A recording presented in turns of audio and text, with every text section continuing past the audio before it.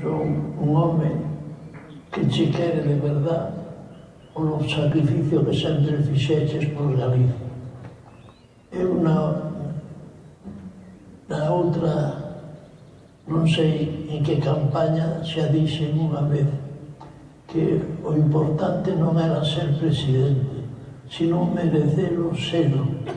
E ti mereces ser presidente polo amor que tes a nosa terra e polo sacrificio que faz agora presentándose outra vez cando tantas dificultades temos pola falta de políticos como ti para levar esta terra a donde merece estar.